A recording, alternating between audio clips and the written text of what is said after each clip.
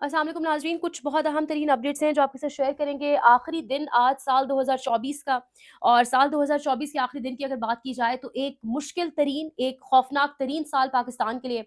और कितने लोगों ने अबडक्शंस फेस की, कितने लोग अपने घर वालों से दूर हुए, मिलिट्री कोर्ट्स, पाकिस्तान के अंदर एक सबसे बुरा तरीन साल जो याद रखा जाएगा अदालती हवाले से। जिस तरीके से अदालत को एक बांदी बनाकर मैदान में पेश कर दिया गया, जिस तरीके से जो हालात पाकिस्तान के अंदर बनाए गए वो हमारे सामने, यानी ये साल हमें नहीं भूलेगा, कभी भी ये साल नहीं भूलेगा। रिपोर्ट करते हुए, बस बीइंग अ सहाफ़ी, इसके ऊपर बात करते हुए, इसके वाक़यात शायद हमेशा हमेशा जो है वो ज़हनों में महफ़ूज़ रहेंगे। कितने घरों से बच्चों को जो जिस तरीके से उठाया गया, एब्डक्ट किया गया, कितने लोगों की गैर कानूनी गिरफ्तारियाँ डाली गई, कितने लोगों को घर से दर-बदर किया गया। फिर 26 नवंबर की वजह से ये साल कभी नहीं भूल पाएँगे।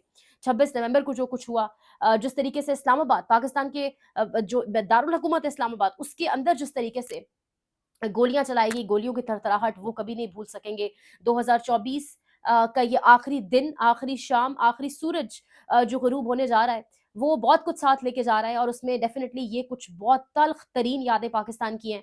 और 2024 का आखिरी दिन, निज़ाम की चीखें भी सुनाई दे रही हैं। निज़ाम बाकायदा तौर पे लग रहा है जैसे मिन्नतें तरले करने पर आ चुका है, और निज़ाम को जो है एक ठीक-ठाक टेंशन मच चुकी है कि किसी तरीके से इमरान खान से जनवरी के आगाज़ से पहले ही किसी तरीके से डील ले ली जाए। डीजीआईएसपीआर की कॉन्फ्रेंस भी इस चीज़ का मुँह बोलता सबूत थी कि किस तरीके से डीजीआईएसपीआर भी जो है उन्होंने कॉन्फ्रेंस की, जिससे एक दिन कबल इमरान खान ने आके कहा कि मैं किसी तरह से भी हाउस अरेस्ट वाली ऑप्शन को एक्सेप्ट करने नहीं जा रहा, और उसके बाद डीजीआईएसपीआर की जानिब से बाकायदा एक प्रेस कॉन्फ्रेंस भी की गई। तो ये सब चीज़ें एक लुबे-लुभाब है कि किस तरीके से इस वक़्त पैनिक कर रहे हैं मुल्क की डीप स्टेट, मुल्क की एस्टैब्लिशमेंट। लेकिन यहाँ पर कुछ बड़ी अहम तरीन खबरें हैं। सबसे पहले बात करेंगे अंसार अब्बासी साहब का एक आर्टिकल, और अंसार अब्बासी के आज के आर्टिकल में जिस तरीके से लिखा गया, अगर आप इमरान खान यानी मौजूदा निज़ाम को कबूल कर लेते हैं, तो फिर घर नज़रबंदी का ऑप्शन मौजूद है। यानी इमरान खान, मौजूदा हुकूमत नहीं, मौजूदा निज़ाम, ये जंग अखबार के अंदर अंसार अब्बासी साहब आर्टिकल के अंदर लाइन लिख रहे हैं कि अगर इमरान खान मौजूदा निज़ाम कबूल कर लेते हैं, मौजूदा हुकूमत कबूल करना नहीं, निज़ाम यानी कि मौजूदा एस्टैब्लिशमेंट,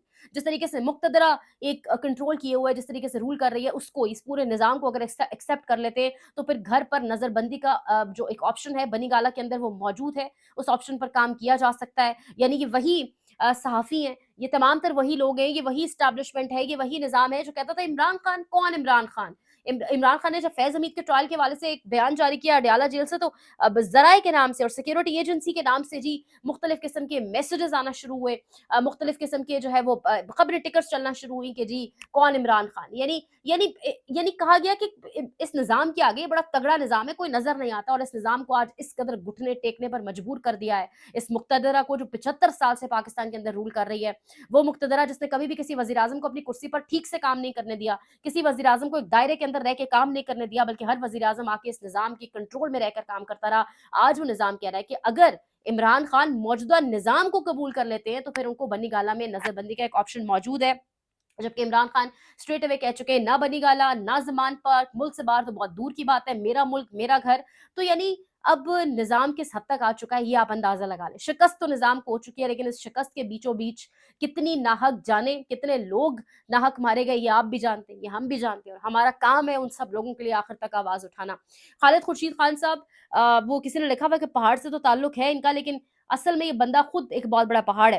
इलेक्शन कमीशन के अफसरान को धमकाने के केस में साबिक वज़ीर आला गिलगित-बल्तिस्तान खालिद खुर्शीद खान को 34 साल कैद की सज़ा, इंसदाद दहशतगर्दी, अदालत शनाख्ती कार्ड ब्लॉक और गिरफ्तार करने का हुक्म। इलेक्शन कमिश्नर की तौहीन हो गई है। उस इलेक्शन कमिश्नर की जिसकी तौहीन शायद इस मुल्क में किसने नहीं की, और तौहीन बनती है जिस तरीके से आइन तोड़ा गया, जिस तरीके से इलेक्शन कमिश्नर अब इलेक्शन वाले दिन मेहर बुखारी ने एक ट्रांसमिशन के अंदर बताया कि किस तरीके से वो गायब हुए अपने दफ्तर से 8 फरवरी वाले दिन। और मैं यहाँ पर अगर 8 फरवरी की बात करूँ, तो मैं एक और बड़ी खबर आपको देती चलूँ, जो एक खबर इस वक्त इस्लामाबाद के अंदर गर्दिश कर रही है।